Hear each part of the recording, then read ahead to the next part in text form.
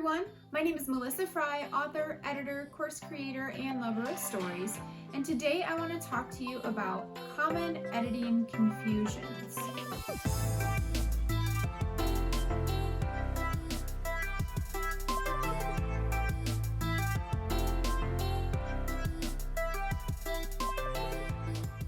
Yeah, so there are a lot of things that I see, common mistakes that I find in my own work and in the work of those books that I edit. So I wanted to go over a few of those, and hopefully you can use these to do your own self-editing, look at your own manuscript, and find the things that you can change to make it read even better.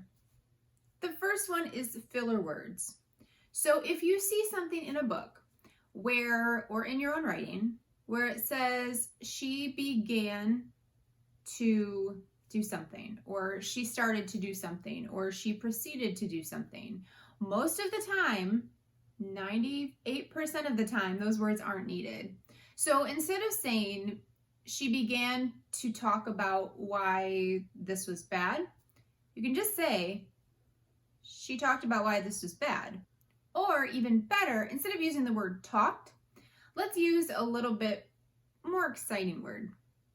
So instead of saying she talked to the person about this problem, you could say she discussed, which gives a little bit more a depth of the conversation. You kind of understand a little bit more about what's going on between the two, that there's dialogue instead of just saying she talked, which is not a very exciting or visual verb.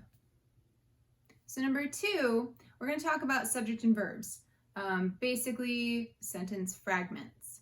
So each sentence, with some exceptions, which I'll talk about in just a second, should have a subject and a verb. There are two exceptions to this rule that you've probably learned in English. One exception is the understood subject. So if you say, "Don't talk to me about this," the subject is understood to mean you don't talk to me about this. So that's the one case. The other case is if it's a fragment which is purposeful and intentional to add to the pacing or just the flow of the book. So I'll go over these a little bit.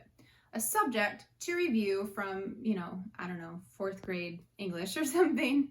A subject is a noun that is the subject of the sentence. Very simple. So if you say she walked to the park, she is the subject.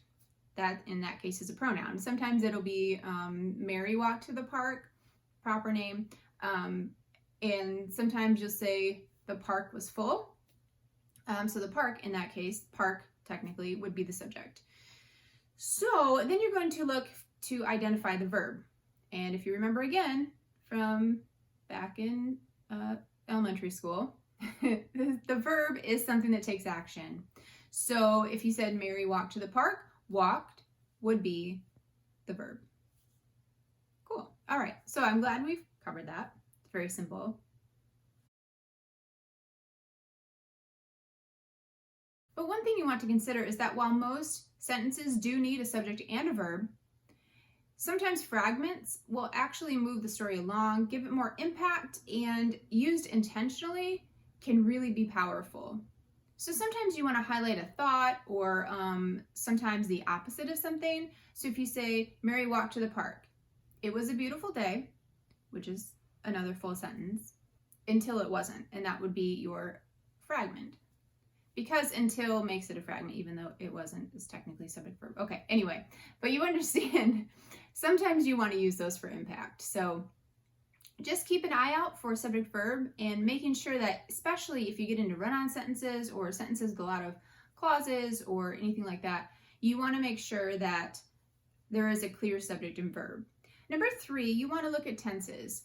So this one has been, for me, sometimes I tend to write in the past tense, and that's just what comes out. And so my first book, that was very clear in my head, and I was able to write in past tense, and I really didn't have to think about it much.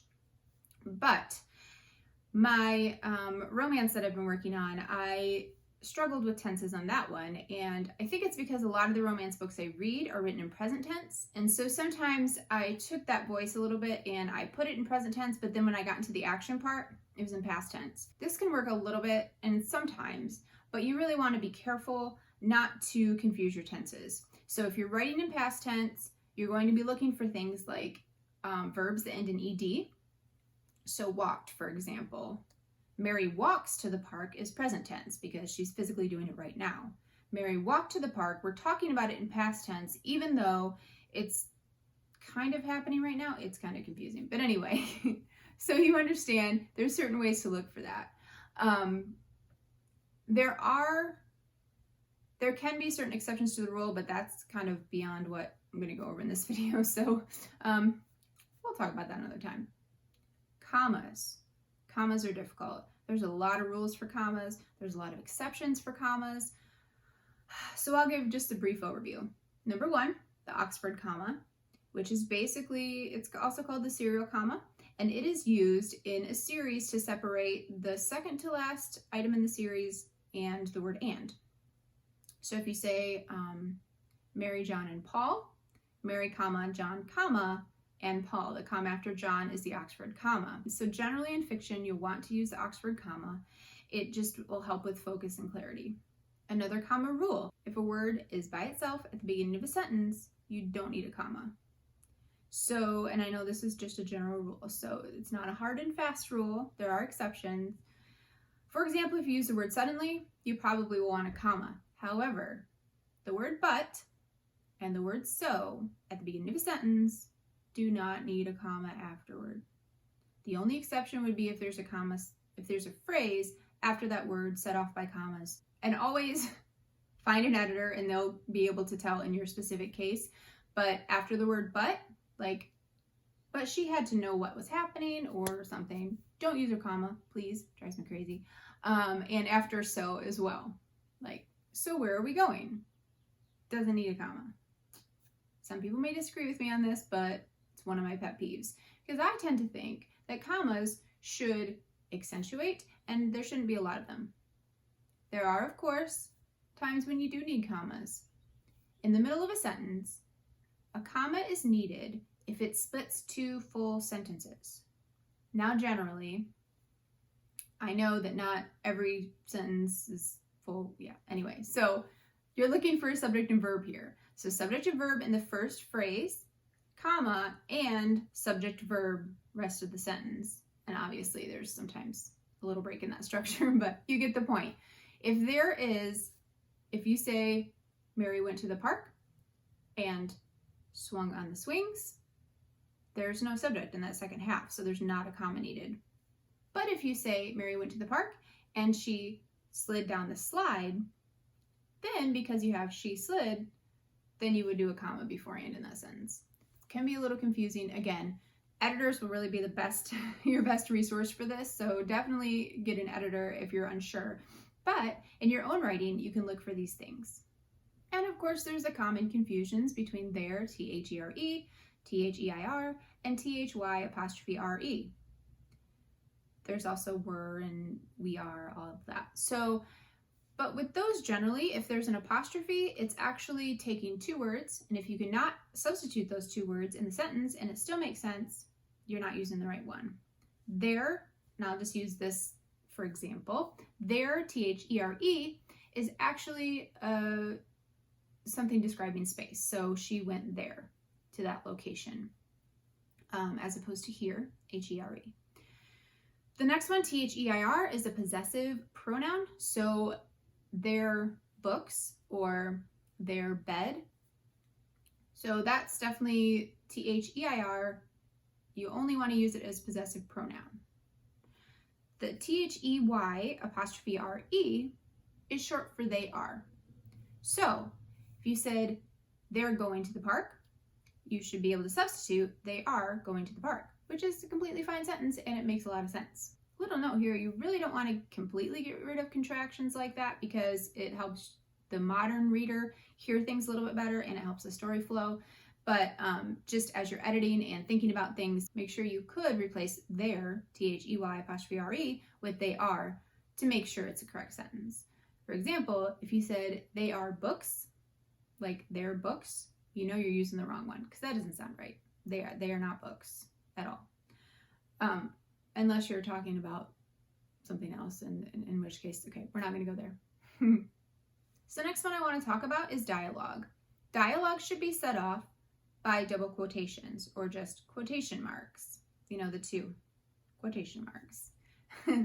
Any punctuation in American English goes inside the question marks, with a few exceptions, of course. There's always exceptions to these rules, but generally when you're having dialogue, you're going to want all of your punctuation inside the quotation marks. You're always going to use double quotation marks for dialogue.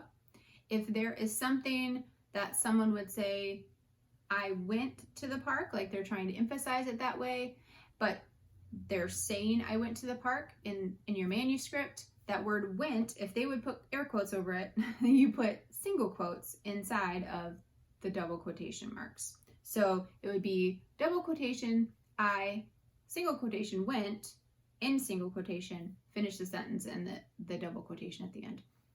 A little confusing, I realize, but hopefully you'll get it. Anything that can be considered internal dialogue, like thoughts that they have, that would be italicized. If you want to emphasize a word in dialogue, something that they're saying, without actually putting quotes around it, and this can be kind of a stylistic choice, but your biggest thing is to just be consistent, you want to actually italicize that word to emphasize it in the dialogue, so that can happen. Now, when italicizing thoughts, make sure that it's said from the viewpoint of the character. So even if you're writing in third person, like Mary went to the park, would be third person. If she has the thought, man, this park is really nice, that would be in internal dialogue, but it needs to be from her voice. It needs to be something she would say.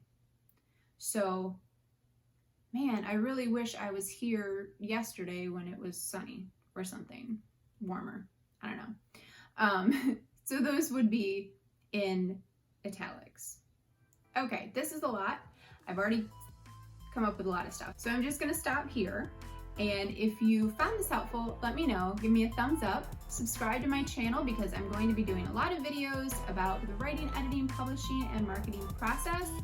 And I'm hoping to do them every week. So I hope that was helpful. If you can think of any other ones or have any other questions, please feel free to comment below. I'm always looking to connect with you guys, help you out, answer your questions, anything that you have. I just like to connect. All right. Well, thanks for watching. I will catch you next week. My name is Melissa Fry, author, editor, course creator, lover of stories, and a grammar nerd.